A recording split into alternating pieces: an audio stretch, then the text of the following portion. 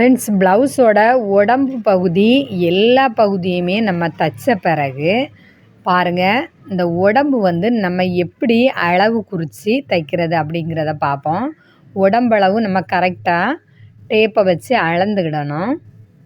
இந்த மாதிரி cup shape, open side lock, அடுத்தது ஷோல்டர், கழுத்து எல்லாம் தைச்ச பிறகு நம்ம தைச்சி வச்சுருக்கிற துணியை எடுத்து ஆம்கோல் பகுதியும் பாருங்கள், ஒரு சைடில் உள்ள ஆம்கோல் பகுதி துணியும் பேக் பீஸோட ஒரு பகுதியும் சேர்த்து ஆம்கோல் பகுதியிலேருந்து ஜாயின் பண்ணி தைச்சி எடுத்துக்கிடணும்.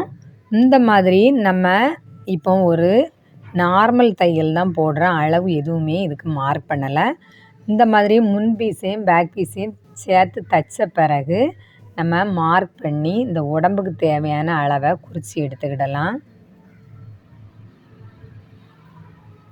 பாருங்கள், இப்போ முன் கைக்குழி குளித்து நம்ம மார்க் பண்ணி கட் பண்ணியிருக்கிறது எல்லாமே பார்க்க முடியுது. இந்த மாதிரி நம்ம அடுத்தது ஒரு சிங்கிள் ட்ராக் அளவுக்கு தைச்சி எடுத்துக்கிடுவோம்.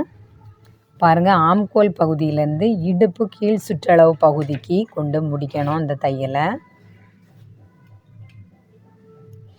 அடுத்தது மறுபக்கமும் இந்த மாதிரி தைச்சிக்கிடணும். பாருங்கள், ஒரு தையல் போட்ட உடனே நம்ம அளவு வந்து நீட்டாக குறித்து எடுத்து மற்ற தையல்கள் நம்ம பிரிக்கிற அளவுக்கு தைச்சி எடுத்துக்கிடணும்.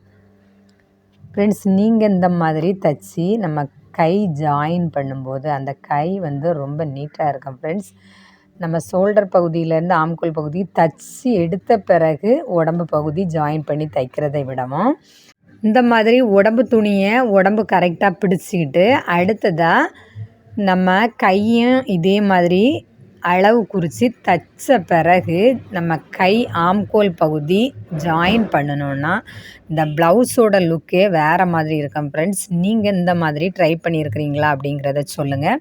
இந்த மாதிரி ட்ரை பண்ணி பாருங்கள், ரொம்ப ஈஸியான மெத்தடு தான். ஃப்ரெண்ட்ஸ், மறக்காமல் நம்ம தங்கமல் சேனலை சப்ஸ்கிரைப் பண்ணுங்கள். தேங்க்யூ.